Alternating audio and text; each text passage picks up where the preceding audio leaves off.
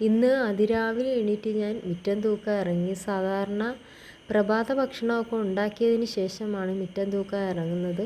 ഇന്ന് മുറ്റമാകെ അലങ്കോലമായി കിടക്കുന്നത് കണ്ടപ്പോഴത്തേക്ക് ആകെ വൃത്തികേടായി തോന്നി. അങ്ങനെ രാവിലെ തന്നെ മുറ്റം തൂത്ത് വൃത്തിയാക്കി.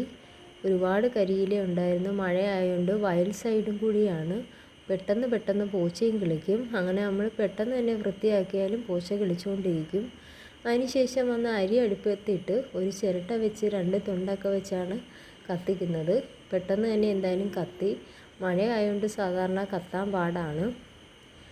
അങ്ങനെ അരിക്ക് വെള്ളമൊക്കെ വെച്ചതിന് ശേഷം ഒന്ന് പോയി അടുക്കളയിലെ ജോലിയൊക്കെ ചെയ്ത് അതിനുശേഷം വെള്ളം ഒന്ന് ചെറുതായിട്ടൊന്ന് ചൂടായതിന് ശേഷം അരി കഴുകിയിട്ട് പിന്നെ അടുക്കളയിൽ പോയി പ്രഭാത ജോലികളാണ് ഇടയ്ക്കിടയ്ക്ക് ചെയ്തുകൊണ്ടിരിക്കുകയാണ്. അതിൻ്റെ ഇടയ്ക്കാണ് ഞാൻ അരി കഴുകിയിട്ടത്.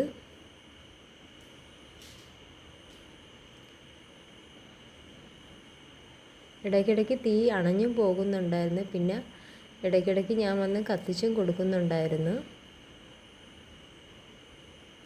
പിന്നെ അതിനുശേഷം ഇന്നത്തെ പ്രഭാത ഭക്ഷണത്തിന് പരിപ്പ് കറിയും ദോശയാണ് ഉണ്ടാക്കുന്നത്. പരിപ്പെല്ലാം കഴുകി വൃത്തിയാക്കി ഒരു കുക്കറിയിട്ട് ഒരു സവാള, ഒരു തക്കാളി, ഒരു പച്ചമുളക്, 1 സ്പൂൺ മുളക് പൊടി, 1/4 ടീസ്പൂൺ മഞ്ഞൾപ്പൊടി, 1 സ്പൂൺ മുളക് പൊടിയും കൂടെ ചേർത്ത് എല്ലാം കൂടെ ഒന്ന് കൈവച്ച് ഇളക്കി ഉപ്പും ഇട്ട് നന്നായി ഒരു 2 കപ്പ് വെള്ളം ഒഴിച്ച് അടച്ചു വെച്ച് ഒരു 3-4 വിസിൽ വേവിച്ചു. പിന്നെ ഇന്നത്തെ പ്രഭാത ഭക്ഷണത്തിന് ദോശയാണ്. അങ്ങനെ ദോശയും ചുടാൻ തുടങ്ങി.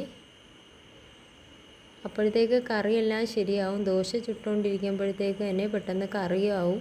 പരിപ്പ് കറി ആയതുകൊണ്ട് പെട്ടെന്ന് തന്നെ വേവും. പിന്നെ അതിന് ശേഷം നമുക്ക് കടുക് വറുക്കാൻ വേണ്ടി ഞാൻ 2-3 കുഞ്ഞുള്ളി അരിഞ്ഞ് കുറച്ച് കറിവേപ്പിലയും അതിനകത്ത് വാരി വിതറി കുറച്ച് കായപ്പൊടിയും ചേർത്താണ് കടുക് വറുത്തത്.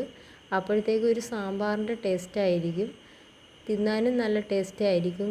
നമ്മുടെ കുഞ്ഞു മക്കൾക്ക് തിന്നാനും നല്ല ടേസ്റ്റായി. അരിയുടെ തീ ഇടയ്ക്ക് അണഞ്ഞു പോകുന്നുണ്ടായിരുന്നു. ഇടയ്ക്കിടയ്ക്ക് വന്ന് കത്തിക്കുന്നുണ്ടായിരുന്നു.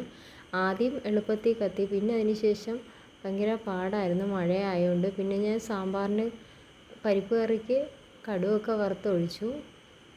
നല്ല ടേസ്റ്റി ആയിരുന്നു ദോശയായിട്ട് കഴിക്കാൻ. ദോശ അടിപൊളിയായിട്ട് ഉണ്ടാക്കിയെടുത്ത്.